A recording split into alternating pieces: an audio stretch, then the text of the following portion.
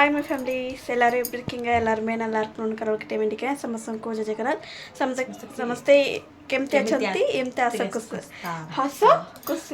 कुसुरे तांतो நான் என் கூட அந்த இன்ட்ரோ வீடியோ எடுக்கும்போது மட்டும் கொஞ்சம் ரொம்ப மோசமாக போகுது, கொஞ்சம் அட்ஜஸ்ட் பண்ணிக்கோங்க. என்ன வீடியோ பார்க்க போகிறோன்னா இன்றைக்கி நம்ம வீட்டுக்கு வந்து சரண்யா அக்கா வந்திருக்காங்க. அதை தான் நான் உங்களுக்கு வந்து இது பண்ண போகிறேன். நைட் எப்படி வந்தாங்க, நாங்கள் என்னென்ன பண்ணோம் அப்படின்னு நான் உங்ககிட்ட ஷேர் பண்ணுறேன். இவங்களோட சேனலில் ஆல்ரெடி இன்றைக்கி வீடியோவில் போட்டிருப்பீங்கல்லக்கா நைட் வந்தது. ஓகே, நான் வீட்டுக்குள்ளே வந்ததெல்லாம் போடல, வரும்போது நான் வீடியோ எடுக்கல, ட்ராவலிங் வீடியோ மட்டும்தான் போட்டேன். ஓஹோ, அதுவும் இல்லாமல் நிறைய பேர் வந்து ஒரே கொஸ்டினை கேட்டுருந்தாங்கக்கா, ஏன் சரண்யா அக்கா வந்து உங்கள் வீட்டுக்கு வந்தாங்க, என்ன ஆச்சு?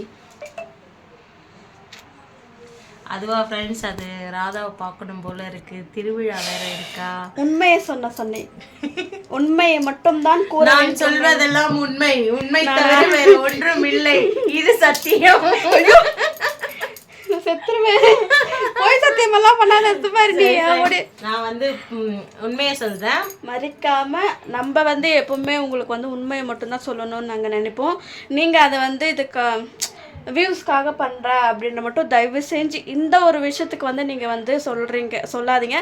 நிறைய பேர் சொல்கிறது கிடையாது, ஒன்று சில பேருக்கு அதுதான் கொஞ்சம் கஷ்டமாக இருக்கும். ஏன்னா அவங்களுக்கும் இன்னும் அவங்க வந்து கமெண்ட்க்கு வந்து எந்த ஒரு கமெண்ட்டுக்குமே இந்த ஒரு 4-5 நாளாக பண்ணல. ஒரு நிமிஷம் இருங்க, ஸ்டாண்டில் வச்சிடறோம். பேசுங்கம்மா பேசுங்க. எதனால வந்து இப்போ நான் வந்து ராதா சிஸ்டர் வீட்டுக்கு வந்திருக்கேன் அப்படின்னா, என்னால் அங்கே வந்து ரொம்ப மனசு ரொம்ப கஷ்டம். அவங்க இருக்கும்போது நான் இருக்க மாட்டேன், நான் போயிடுவேன், நான் பண்ண மாட்டேன், நான் மாமாவுக்கு வந்து டைவர்ஸ் கொடுத்துட்றேன். ஆனால் மனுஷன் பாவங்க, நிஜமா மாமா வந்து ராதா கிட்ட என்னென்ன பேசியிருக்காங்க அப்படின்றது உண்மையாக எனக்கு தெரியாது. ஆனால் ராதா ஒரே ஒரு வார்த்தை தான் சொன்னாங்க என்கிட்ட. மாமா வந்து என்கிட்ட சொல்லிட்டு அழுத விஷயம் என்னன்னா, என்ன ஒரு வேளை அவளுக்கு பிடிக்காம போயிடுச்சோ, அதனால தான் நான் போகிறேன் தமிழ்நாட்டுக்கு, நான் உனக்கு டைவர்ஸ் கொடுத்துட்றேன்னு சொல்கிறாளோ அப்படின்ற வார்த்தை தான் என்கிட்ட ராதா இந்த ஒரு வார்த்தையை மட்டும்தான் சொன்னா. மற்றபடி மாமா என்ன பேசினாங்க ஏது பேசினாங்கன்றது எதுவுமே சொல்ல. நான் உண்மையாக அந்த ஒரு 3 நாளாக தொடர்ந்து அனுபவிச்சது. அதுக்கு முன்னாடி இங்கே வர்றதுக்கு நாள் வந்து என் மனசு ரொம்ப இந்த மாதிரி தான் உங்களுக்கு. ஆமாம், ஸ்டார்டிங்கில் வந்து இப்பயாவது வந்து இந்த 1.5 மாதம் கழிச்சு எனக்கு இந்த ப்ராப்ளம் ஸ்டார்டிங்ல இருந்தே எனக்கு. நான் வருவேன், 2 வாரம் கூட தாங்க மாட்டேன், என்னை அவ்வளோ ஒரு குடைச்சல் பண்ணுவாங்க, நான் ரிட்டர்ன் கிளம்பி போயிடுவேன். மாமாவே இப்போ இந்த 3 வருஷத்துக்கு முன்னாடி வந்து மாமாவே தான் நீ வந்துட்டு தயவு செஞ்சு போயிடலாம் அப்படின்னு சொல்லி எனக்கு கூட்டு. இவங்கெல்லாம் போனது கிடையாது, அந்த 3 வருஷத்துக்கு முன்னாடி மாமா கூட்டு போனது. அந்த அளவுக்கு குடைச்சல கொடுப்பாங்க,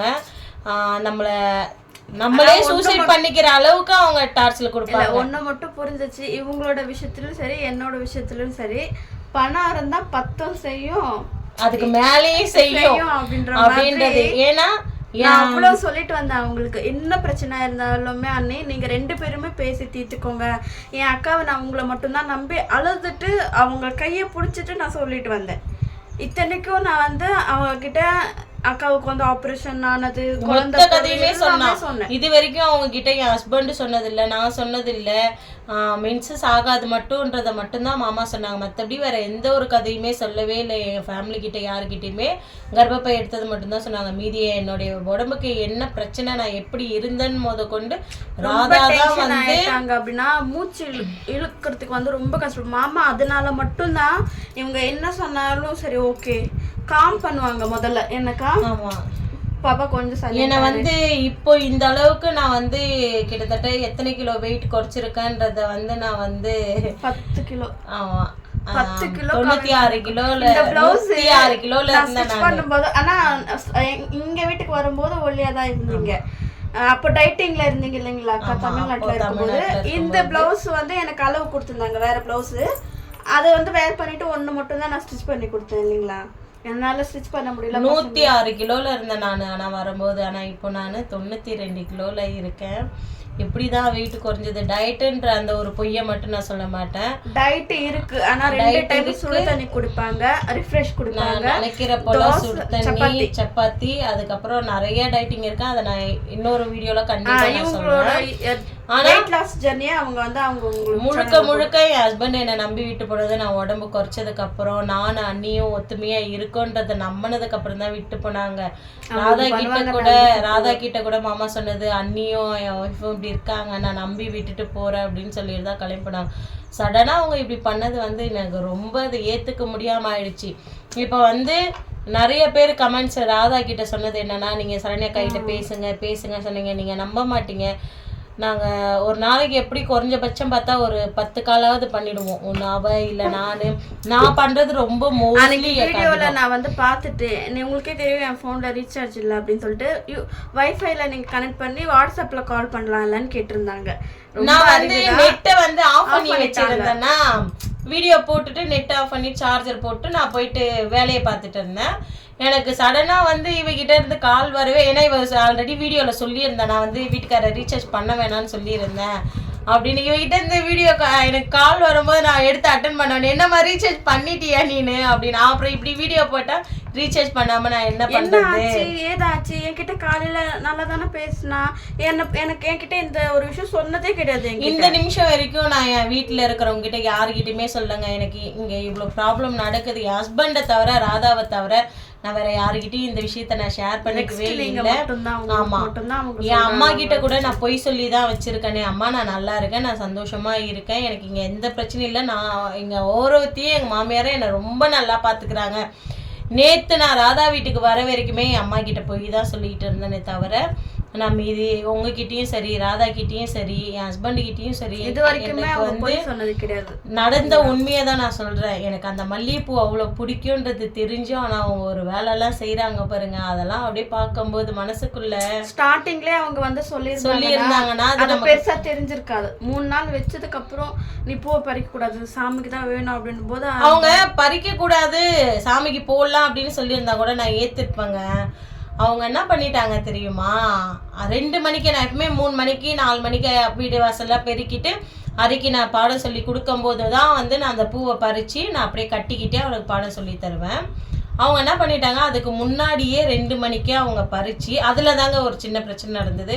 ஓட்டு மேலே வந்து பால் வந்து தூக்கி அரி போட்டான்னு சொல்லிட்டு அவனை அவ்வளோ கொள்ள பேச்சு பேசினாங்க. அரிய அடிச்சிட்டாங்க. நான் என்ன பண்ணேன்னா கௌசல்யாவை தூக்கி விட்டு ஓட்டு மேலே இருந்து அந்த பாலை எடுத்து கொடுக்க சொல்லி கொடுத்துட்டு, இனிமே நீ வந்து இந்த மாதிரி வேலையெல்லாம் பண்ணாத, தூக்கி எதையும் மேலெல்லாம் போடக்கூடாது, அது தப்புன்னு அவங்ககிட்ட சொல்லிட்டு அரிய கூட்டுட்டு போய் நான் உள்ள படுக்க. சில நேரம் வந்து புரிஞ்சுக்கிறான், ஆனால் எல்லா விஷயத்துலையுமே ஹரியை டார்கெட் பண்ணுறதுன்றது வந்து கொஞ்சம் ரொம்பவே கஷ்டம். அவங்க 2 பேரும் வேற மாதிரி, இவனை வேற மாதிரி. நம்மளுக்கு தெரியாதா குழந்தைங்களை எப்படி ட்ரீட் பண்றாங்கன்னு சொல்லிட்டு. அது வந்து ரொம்ப ஒரு மாதிரி ஆனதுக்கப்புறம் நான் போய் படுத்துட்டேன். இவங்க சாப்பிட்டுட்டு என்ன பண்ணிட்டாங்க, அந்த பூ எல்லாத்தையும் பறிச்சு இவங்க ஆல்ரெடி வச்சிருக்காங்களே, எனக்கு தெரியலனா எப்பவும் போல 4 மணிக்கு பெருக்கிட்டு வீடு வாசலாம் பெருக்கிட்டு, எங்கள் அப்பா எப்பவுமே வந்து 3 மணிக்கு எந்திரிச்சாலுமே டீ போட சொல்கிறவங்க. அன்றைக்கி நான் டீ போட்டு எடுத்துகிட்டு போய் நானாக கொடுக்குற பெருக்கிட்டு, எனக்கு இப்போ டீ தேவையில்ல நீ எடுத்துகிட்டு போகணும் அப்புறமா குடிச்சிக்கிறேன் அப்படின்னு சொல்லிட்டாரு. நான் சரின்னு சொல்லிட்டு எடுத்துகிட்டு போய் மூடி வச்சுட்டு அரிக்கி நான் பாடம் சொல்லிட்டு வந்து நான் வந்து அந்த பூவை பறிக்கிறேன். ஒரு 2 அப்பயும் நான் பார்க்குறேன், என்ன பூ இவ்வளோ கம்மியாக இருந்தது, நேற்று 3/4 முழத்துக்கிட்ட வந்தது, இன்னைக்கு கம்மியாக ஒரு 4-5 பூ தான் இருக்கே அப்படின்னு சொல்லிட்டு அந்த 4-5 பூவை நான் பறிக்கிறேன். அப்பா ஒரு வார்த்தை சொன்னார், நீ பூவெல்லாம் பறிக்காத, சாமிக்கு வேணும் போ.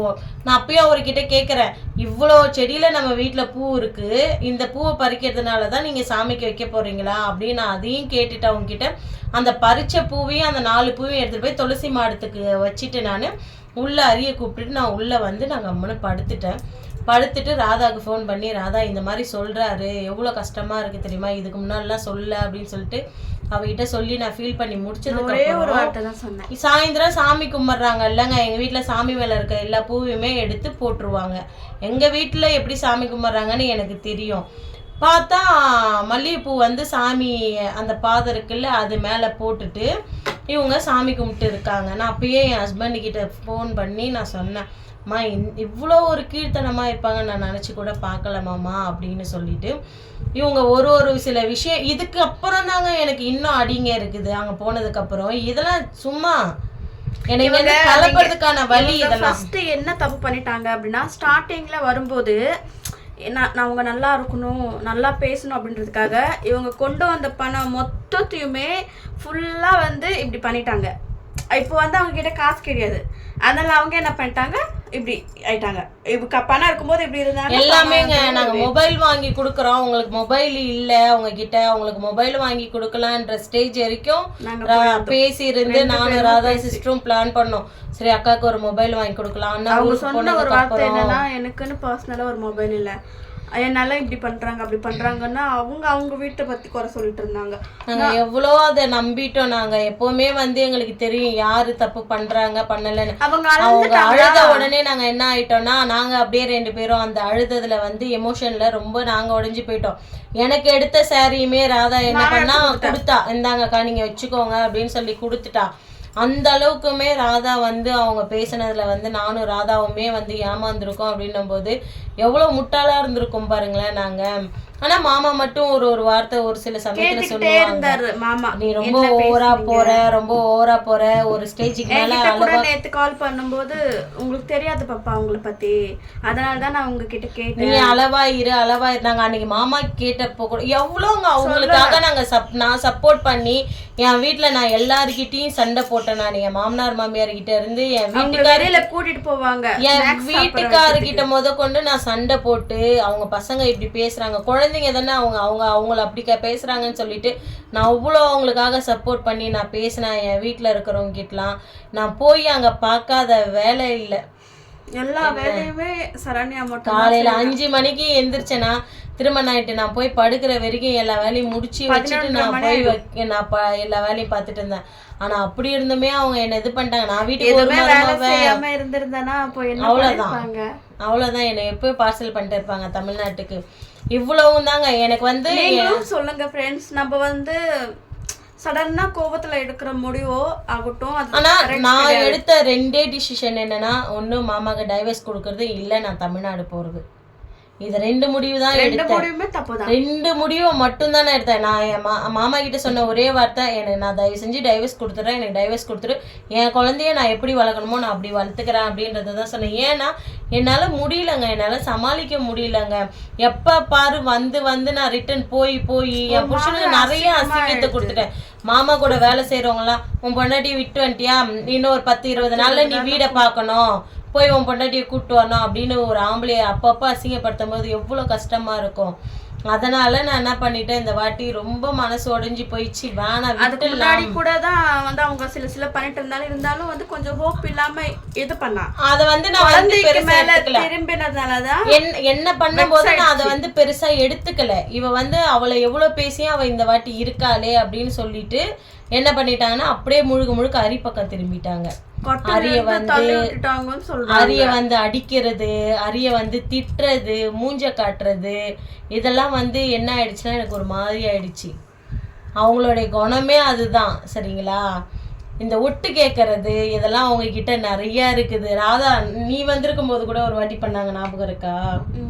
நம்ம 2 பேரும் வந்து இந்த பக்கம் உட்காந்து பேசின்னு இருக்கும்போது அவங்க கேட்டுட்டு வந்து சொல்லிட்டு இருந்தாங்களே, என் மாமியார் பேசுறாங்க அப்படின்னு சொல்லிட்டு. நல்லவங்க கிடையாது, யாரு நல்லவங்கன்னு அந்த கடவுளுக்கு தான் தெரியும். அவ்வளவுதான். நான் எல்லாத்தையுமே அந்த கடவுள் கிட்ட தான் ஒப்படைச்சிட்டு போறேன். ஆனா என் குழந்தை விஷயத்துல மட்டும் வரும்போது அது என்னால அட்ஜஸ்ட் பண்ணிக்க முடியாது. யாரா இருந்தாலும் சரி. இதுக்கு மேல நீங்க எத்தனையோ வாட்டி நான் மாமாவையே வந்து கோவத்துல வந்து அவ்வளவு திட்டி இருக்கேன். நீங்க குழந்தை மேல குழந்தைய வந்து ஏதாவது ஒரு சேட்டை பண்றான்னு சொல்லிட்டு மாமாவே அடிச்சுட்டாங்கன்னா அவ்வளோ கோவம் வரும் எனக்கு. அவனை நீ அவனை அடிக்காத. ஏன்னா நான் அவனை பெத்தெடுக்க நான் எவ்வளோ கஷ்டப்பட்டேன். எல்லாருமே தான் குழந்தை பெத்தெடுக்கிறாங்க. ஆனால் எனக்கு அவன் கிடைச்ச அந்த ஒரு பொக்கிஷம், அதை நான் வந்து எந்த ஒரு காரணத்துக்காகவும் யாருக்காகவும் நான் இழக்க விரும்ப மாட்டேன்.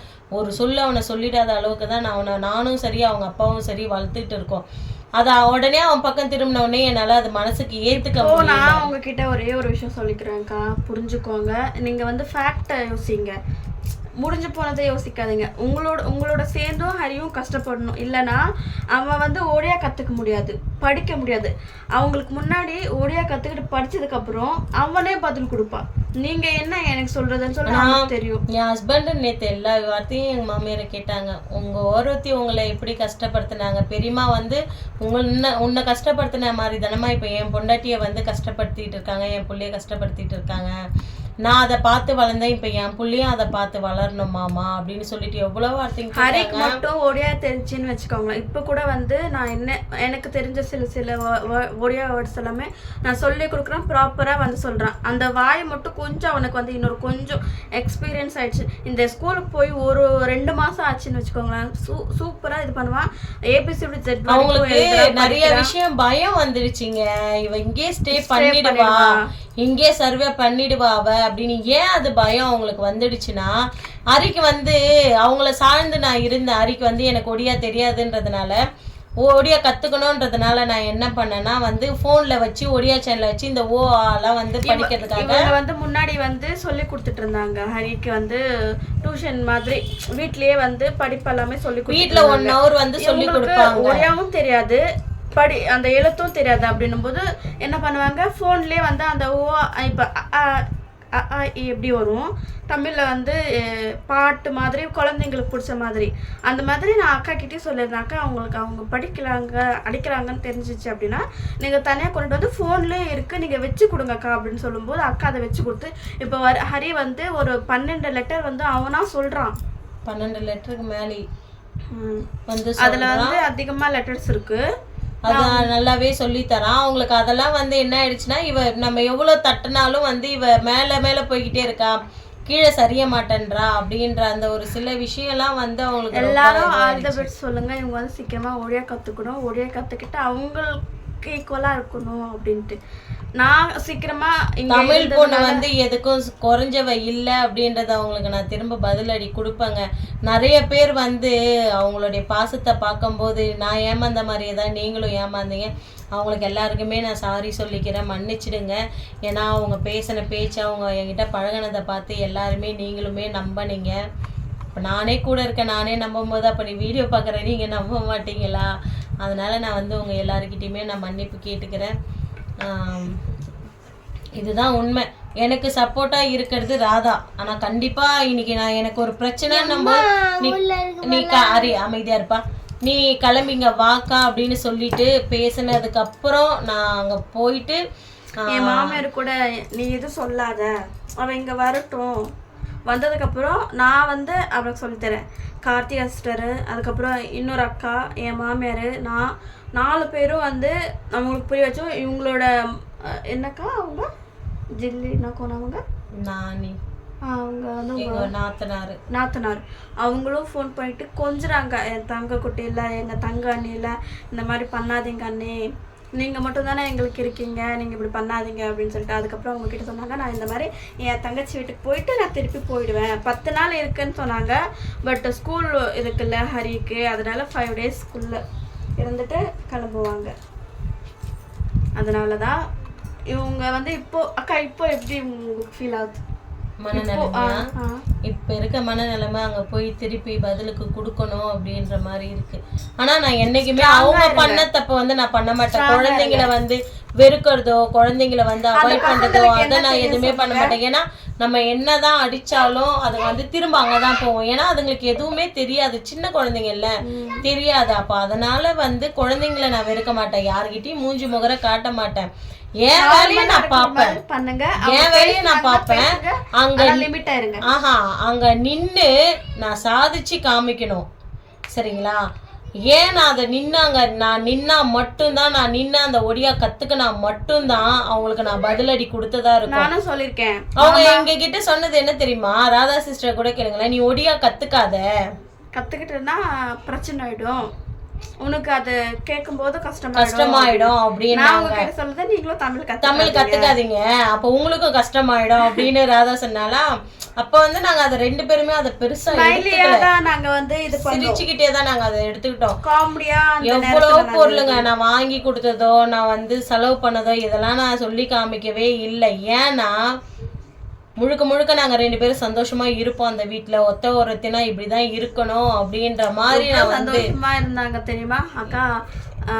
ராதா உண்மையாவே வந்து மாறிட்டாங்க, அவங்க வேற மாதிரி இருக்காங்க. நான் எதிர்பார்க்கல, நான் எதிர்பார்த்ததை விட இன்னும் டபுள் மடங்கா இருக்கு அப்படின்னு சொல்லிட்டு. ஆனா இப்படி வாரி விடுவாங்கன்னு நான் நினைச்சு கூட இல்லை.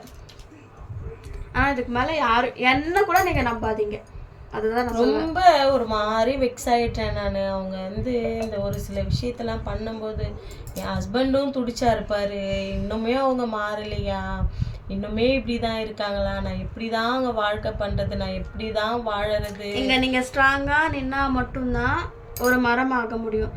சும்மா அந்த கீரை அடிக்கிற காத்துக்கெல்லாம் நான் ஆடிக்கிட்டே இருந்தேன்னு வச்சுக்கேன், என்னால பண்ண முடியாது. அங்க நின்று மரம் மட்டும்தான் ஒரே இடத்துல நிக்கும். அதனால நீங்க வந்து எனக்கு கார்த்திகா சிஸ்டர் கூட கால் பண்ணி காலையிலேயே கால் பண்ண, அதுக்கு முன்னாடியே 2-3 வாட்டி ராதா சிஸ்டர் கால் பண்ணிருக்காங்க. ஏன்னா என் நம்பர் இல்லை உங்ககிட்ட, கால் பண்ணிட்டு இருந்திருக்காங்க. நாங்க வந்து இது உள்ள டயர்ட்ல அதுக்கப்புறம் பண்ணல. ஷார்ட்ஸ் போட்டிருக்காங்க மேடம், எதுவுமே சொல்லாம. எல்லாரும் என்ன நினைச்சிட்டாங்க, தமிழ்நாட்டுக்கு போயிட்டாங்க. எல்லாரும் எனக்கு மெசேஜ் பண்றாங்க, நான் மெசேஜ்க்கு ரிப்ளையே கொடுக்கல. தமிழ்நாட்டுக்குலாம் போக மாட்டேன் சிஸ்டர், எல்லாருக்குமே சொல்றேன் நான், என்னுடைய பிரதர் சிஸ்டர் அம்மாங்க எல்லாருக்குமே சொல்றேன், தமிழ்நாட்டுக்கு ரிட்டர்ன் போக மாட்டேன். என்னைக்காவது ஒரு நாள் பதிலடி கொடுத்துட்டு கரெக்டா ப்ராப்பரா இவங்களோட லைஃப் போயிட்டு இருக்கு. அந்த ஒரு இதுங்களுக்கெல்லாம் நம்ம வந்து பயப்படக்கூடாது, நின்று எதிர்த்து தான் இது பண்ணணும். இப்போ பாருங்க, நான் ஒரு ஸ்டேஜ்ல நிக்கிறேன் அப்படின்னா கிட்டத்தட்ட நான் 6 வருஷம் போராடும், 2 வருஷமா நான் ஓரளவுக்கு பெட்டர் மேபி கூட இருக்கலாம். ஓகேங்களா, இந்த இடத்துல நான் நிற்கிறேன்னா கண்டிப்பாக அந்த 6 வருஷத்தோட வலி வேதனை கஷ்டம் மட்டும்தான் இந்த அளவுக்கு வந்து என்னை உட்கார வச்சிருக்கு. ஸோ அதனால நீங்களும் அந்த மாதிரி நிற்கிறேன். எனக்கு ராதா ரொம்பவே சப்போர்ட் பண்ணிட்டு இருக்கா, ராதாவும் சப்போர்ட் பண்றா, நீங்களும் உங்களுடைய சப்போர்ட்டை கொடுக்குறீங்க. அதிகமா நீங்க தான் கொடுக்குறீங்க. ஏன்னா எனக்கு ஒரு பிரச்சனைன்னு சொல்லும் போது, அரிக்கு ஒரு பிரச்சனைன்னு சொல்லும் போது, நீங்க எல்லாருமே இத்தனை பேர்கிட்ட சொல்லி நீங்க கேட்குறீங்க. என்னுடைய இன்ஸ்டாகிராம் ஐடி தெரியலன்னு சொல்லிட்டு ராதாவுடைய இன்ஸ்டாகிராம் கிட்ட மெசேஜ் பண்ணி அக்கா கிட்ட பேசுங்கன்னு சொல்றதோ எனக்கு அவ்வளோ ஒரு சந்தோஷமா இருக்கு. நான் இவ்வளோ சீக்கிரத்தில் நான் வந்து உங்களை இவ்வளோ உறவுகளை நான் சம்பாரிச்சிருக்கேன் அப்படின்னும் போது ரொம்ப ரொம்ப சந்தோஷமா இருக்கு. நான் எல்லாருக்குமே ரொம்ப ரொம்ப நன்றி சொல்லணும். உண்மையாக சொல்கிறேன், அங்கே நின்று நான் போராடி என் வீடு தான் நீங்கள் தான் இருக்கும் அப்படின்றத நான் காட்டுவேன். எல்லா நேரமும் எல்லாமே நான் செய்யறதுக்கு நான் ஒன்றும் பணம் காய்க்கிற மரம் இல்லை, என் புருஷன் ஒன்றும் அங்கே அச்சடிக்கலை. என்னால என்ன முடியுமோ அதை மட்டும்தான் செஞ்சோம். கச்சரிச்சிருந்தா எல்லாருமே குத்துருப்பா, கஷ்டப்படுறவங்களுக்கு. சீரியஸா தான் நானு அப்படி கொடுத்துருக்கலாம். என் புருஷனா அங்க கஷ்டப்படுறான், வேற என்ன பண்ண முடியும் சொல்லுங்க பாப்பா. குடும்பத்தை நான் சொல்ற ஒரே ஒரு விஷயம், மாமா வந்து 100ல் 1 தாங்க நான் சொல்லுவேன். அவங்க பாஸ்ட்ல என்னவோ எனக்கு தெரியல, ஆனா இவங்களுக்கு அவங்க வந்து 1000ல் 1 தான் நான் சொல்லுவேன். என் புருஷனை கோடியில ஒருத்தவன் அப்படின்ட்டு. ஏன்னா எல்லாத்தையும் சரி, இப்பவும் சரி, யாரி பிறந்தப்பையும் சரி, இந்த எங்களுக்கு 5 வருஷம் இந்த எங்களுக்கு கல்யாணம் ஆயிருந்தாலும் சரி, இத்தனை வருஷம் வாழ்க்கையில, அதுவும் இந்த கடந்த 5 வருஷம் அரி எங்கள் லைஃப்ல வந்ததுக்கு அப்புறம் இருக்க அந்த லைஃப் இருக்கு பார்த்தீங்களா, ஒரு சின்ன குழந்தைய பார்த்துக்கிற போல என்னை அவன் பார்த்துக்கிறான். அப்படின்னும் போது நான் அவனுக்கு செய்யற கடமை நான் இங்க இருக்கிறது மட்டும்தான். நின்று நான் பதிலடி குழந்தை மாதிரி என்ன சொல்றாங்கன்னா, நான் வந்து சாமி கிட்ட வந்து பூஜைக்காக வைக்கிறேன், உன் அக்கா வந்து தமிழ்நாடு போகக்கூடாது. அது கேட்ட உடனே சின்ன குழந்தைங்க மாதிரி, இப்போ நம்மளுக்கு ஏதாவது கிடைக்கலன்னா கடவுளை எனக்கு இது கிடைச்சிடணும் அப்படின்னு சொல்ற மாதிரி அவங்க அந்த மாதிரி கேட்கும் போது எனக்கு ஒரு மாதிரி ஆயிடுச்சு. நான் அதனாலதான் மெயின் அவங்க கிட்ட சொன்னது, நீங்க இங்க கிளம்பி வாங்க. நான் வந்து கட்டக்கு வரைக்கும் போயிருக்கலாம், அங்க நான் போகாததுக்கு ரீசன் நான் எல்லா வேலையும் செஞ்சுட்டு ரெடி ஆனேன். நான் போனேன் அப்படின்னா அவளுக்கு வந்து கான்ஃபிடென்ஸ் ஃபுல்லாவே கம்மியாயிடும். நான் எதுக்கு போகணும், அவள் வரட்டும். வந்ததுக்கு அப்புறம் தான் தனியா வரும்போது தான் அந்த அதிகமா யோசிக்க தோணும். எனக்கு பிரச்சனை இருக்கும்போது நான் அப்படிதான் அதிகமா யோசிச்சேன். நான் ஏன் அடுத்தவங்க வீட்டுக்கு போகணும், நான் அங்கேயே இருந்திருக்கலாம். கண்டிப்பா நான் யோசிச்சேன். ஒரு 10 நிமிஷம் நம்ம உட்காந்து, ஏன்னா ராதா என்கிட்ட அடிக்கடிக்கு சொல்லுவா, அக்கா எனக்கு மைண்ட் ரொம்ப டிப்ரெஷனா இருந்ததுன்னா நான் வந்து என்னுடைய செவுத்து ஓரம் அந்த தலைக்காணியை போட்டுட்டு நான் 2 கார்லயே எக்ஸிட் வச்சுட்டு கம்முன்னு கண்ணை மூடிட்டு பாட்டு கேட்பேன்க்கா அப்படின்ட்டு. உண்மையா நான் பஸ்ல வரும்போது கிட்டத்தட்ட ஒரு 2.5 மணி நேரம் டிராவல். அந்த 2.5 மணி நேரம் டிராவல்ல நான் அமைதியா பாட்டு கேட்டுட்டு அமைதியா அரிய கையில மட்டும் பிடிச்சிட்டு, ஹேண்ட்பேக் ஒரு கையில பிடிச்சிட்டு அப்படியே கண்ணை மூடிட்டு கம்முன்னு பாட்டு கேட்டுட்டு வந்தேன். இந்த மாதிரி பிரச்சனை தேடி எப்பவுமே வரக்கூடாது அப்படி சொல்லிட்டு தான் நான் வந்தேன். நீ நின்று அந்த ஃபேஸ் பண்ணி நீ கெத்தா அங்க இருந்தா வரணும், சண்டை போட்டு எப்பவுமே வரக்கூடாது. இது எனக்கு ப்ராமிஸ் பண்ணுங்க. பண்ணுங்க. கண்டிப்பா ப்ராமிஸா இதுக்கு மேல நான் வந்து சண்டை போட்டு தமிழ்நாடு போறேன் அப்படின்றத சொல்ல மாட்டேன். உங்க முன்னாடி ப்ராமிஸ் பண்ணிருக்காங்க. ஓகேங்களா, நின்று சர்வே பண்ற அளவுக்கு வரேன். கண்டிப்பா அரிய நான் இங்க படிக்க வைப்பேன், இது ப்ராமிஸ். இந்த ப்ராமிஸ மறந்துட்டீங்கன்னா அப்போ என்ன மறக்கிற மாதிரி எல்லாரும் கேட்பாங்க, நீங்க ப்ராமிஸ் பண்ணிருக்கீங்க அப்படின்ட்டு உங்ககிட்டயே சொல்றேன். அன்னைக்கே இவங்களோட நம்பர் ஃபுல்லா டெலீட் பண்ணிடுவேன், அவ்வளவுதான். இதோட ஒருவே வேணாம் அப்படி சொல்லி கடுப்பான விட்டுருவேன். உங்களுக்கு எல்லாருக்கும் தெரிஞ்சிச்சிங்களா, சப்போர்ட் பண்ண கார்த்திகா சிஸ்டருக்கும் அதுக்கப்புறம் உங்களுக்கும் ராதா சிஸ்டருக்கும் ரொம்ப ரொம்ப நன்றி. அதோட கோடி நன்றி வந்து என்னுடைய புருஷனுக்கு நான் சொல்லணும். ஒரு சின்ன குழந்தை மாதிரி, நான் தமிழ்நாடு போகிறேன் அப்படின்ட்டு ஒரு சின்ன குழந்தை மாதிரி அழுவான், ரொம்ப கஷ்டப்படுவான், சாப்பிடாம கொள்ளாம அடிபட்டுருச்சு. நேற்று சொன்னது கூட கோவிலுக்கு போங்க மாமா, எனக்கு சாப்பிட கூட டைம் இல்லை தெரியுமா பாப்பா அப்படின்ற. எங்கள் நாத்தனார் ஒன்று சொன்னாங்க தெரியுமா, நேற்று சாப்பிட்டுட்டு தூங்கட்டும், அவளை தூங்க வை அப்படின்னு சொன்னாங்க. ஆனால் எனக்கு அவங்களாம் என் மேலே உண்மையாக இவ்வளோ பாசம் வச்சுருக்காங்க. ஆனால் எங்கள் ஓர்வத்திக்காக எங்கள் எல்லாருமே பயப்படுறாங்க. ஆனால் இங்கே நின்று அவங்களுக்கு திரும்ப பதிலடி கொடுக்கும்போது தெரியும் தமிழ் பொண்ணு எவ்வளோ கெத்து அப்படின்றது வந்து அவங்களுக்கு தெரிய வரும். கண்டிப்பாக அதை நான் காட்டுறேன் உங்களுக்கு. எல்லாத்தையுமே டீட்டெயிலாக சொல்லியாச்சு.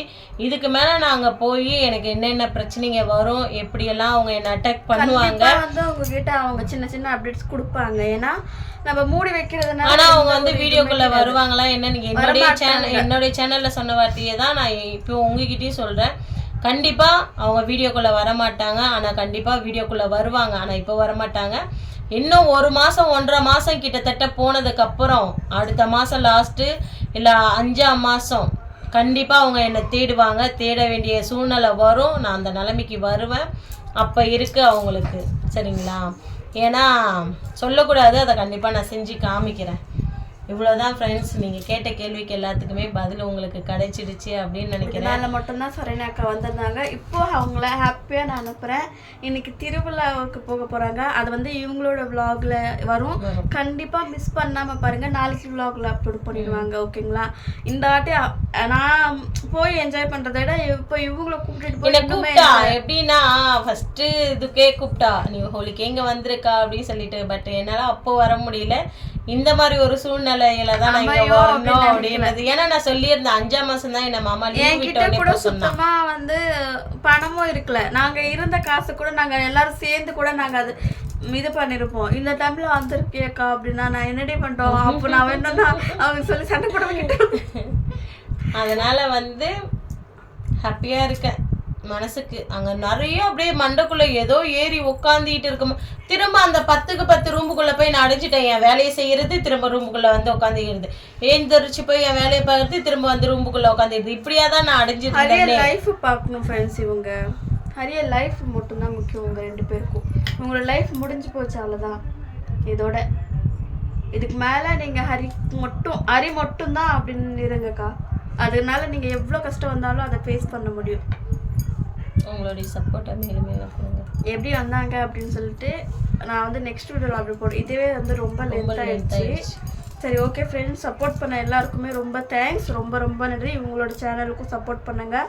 இவங்களுக்கு வந்து அதிகமாக சப்போர்ட் பண்ணுங்கள். எனக்கு சப்போர்ட் பண்ணுறீங்களோ இல்லையோ, இவங்களுக்கு அதிகமாக சப்போர்ட் பண்ணுங்கள். ஏன்னா நீங்கள் மட்டும்தான் இருக்கீங்க. கமெண்ட்ஸ்க்கு வந்து இன்னைக்கு முடிஞ்ச அளவுக்கு நான் பாதி ரிப்ளை கொடுத்துட்றேன். ஏன்னா அதிகமாக அவங்களுக்கு அந்த அளவுக்கு இங்கிலீஷ் தெரியாது.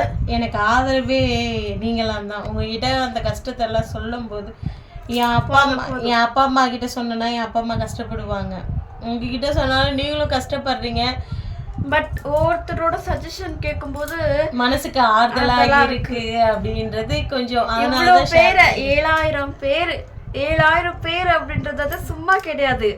ஒருத்தரா இருந்தா கூட நம்மளுக்காக 7,000 பேர் உங்களுக்காக சப்போர்ட் பண்ணியிருக்காங்க அப்படின்னும் போது நீங்க இன்னும் பெருமையா தான் யோசிக்கணுமே. ஆகுனா நான் தமிழ்நாடு போறேன் அப்படின்ற வார்த்தை இனிமே அந்த தமிழ்நாடுன்ற வார்த்தை வரக்கூடாது. ஹாப்பியா போறீங்களா ஊர் சுத்த போங்க, 10 நாள் என்ன 2 மாசம் கூட இருந்துட்டு வாங்க, ஹாப்பியா இருந்துட்டு தெரியும். போனோமா வந்தோமான்னு இருக்கணும். ஆனா எங்க அப்பா மட்டும் கேட்டாருங்க, மாமனார் மட்டும் கேட்டாங்க, நீ போயிட்டு எப்போ வருவ, எத்தனை நாள்ல வருவ அப்படின்ட்டு கேட்டேன். நான் 5 நாள்ல வந்துடுறேன்ப்பா அப்படின்னு சொல்லிட்டு வந்திருக்கேன். போயிடணும் சீக்கிரமா. ஏன்னா அவங்க கேட்ட மரியாதைக்கு நம்ம சீக்கிரம் கிளம்பிடணும். கிளம்புனாதான் மரியாதை நமக்கு. எப்போ திருப்பி நாளைக்கு கிளம்பிடுறேன். எப்ப போறேன்னு கேள்வி வந்துச்சு. எப்போ? அதனாலதான் நாளைக்கு கிளம்பிடுறேன் அப்படின்னு. ஆமா, நேத்து வந்தேன், இன்னைக்கு 2வது நாள், நாளைக்கு 3, அவ்வளவுதான். விருந்து மறந்து 3 நாளைக்கு தான் ஃப்ரெண்ட்ஸ் சொல்லியிருக்காங்க. இங்க போறது வரதெல்லாம் கணக்கு கிடையாது. இங்க மொத்தம் 7 நாள், போறது ஒரு நாள், வரது ஒரு நாள். அது எனக்கு தெரியாது. அது இங்க இருக்கிறேன்னு சொல்றது 5 நாள். ஆமா, அவ்வளவுதான். இன்னில இருந்து தான் கணக்கு வருது. நேத்து கூட இல்ல, பாதி நாள்ல யார கண்டுபிடிக்கிறது? வேணாம். இன்னைக்கு இன்னைக்கு திங்கள், செவ்வாய், வேலன், வெள்ளி, சனி. சனிக்கிழமை நீங்க என்ன போலாம். சனிக்கிழமை போக கூடாது. அப்ப ஞாயிற்றுக்கிழமை போங்க. ஒரு வாரம் ஆயிடுச்சு. ஞாயிற்றுக்கிழமை நான் ஏன் இதை எடுத்து காதல மாட்டேங்கன்னா கால் மரமாருன்னு ஆயிடுச்சு. ரொம்ப லென்த் ஆயிடுச்சு வீடியோ. சாரி, லென்த் ஆனதுக்கு மன்னிச்சுக்கோங்க. இதுக்காக மட்டும்தான் அக்கா எங்க வீட்டுக்கு வந்திருக்காங்க. நாளைக்கு வந்து பாருங்க, அவங்களோட இதுல வந்து என்னக்கா இப்படி பார்த்துட்டு இருந்தீங்க. நாளைக்கு வந்து இவங்களோட இதுல வந்து திருவிழாவுக்கு போய் என்ன வைப்ல நானும் இன்னொரு பொண்ணும் சேர்ந்து போறோம். 3 பேரும் மொத்தமா. மாமியார் வந்தாலும் மாமியாரும் கூட்டிட்டு போவோம். 4 மணிக்கு மேல அவங்க சொல்லியிருக்காங்க, நம்ம பார்க்கலாம் அப்படின்ட்டு. அரிய போற வழியில ராதா வைங்கன்னா வித்துட்டு காசு இல்லாததுக்கு அடமானம் வச்சுட்டு காசு வரும்போது நம்ம வந்து வீட்டுக்கலாம் அப்படின்னு சொல்லிட்டு அடமானம் வச்சுட்டு வேணா நம்ம கூட போயிட்டு வரலாம். சில்லையா நொறுக்கிட்டாங்களே. சரி, ஓகே, ரொம்ப லென்த் ஆயிடுது. Bye friends, thank you so much எல்லாருக்கும்.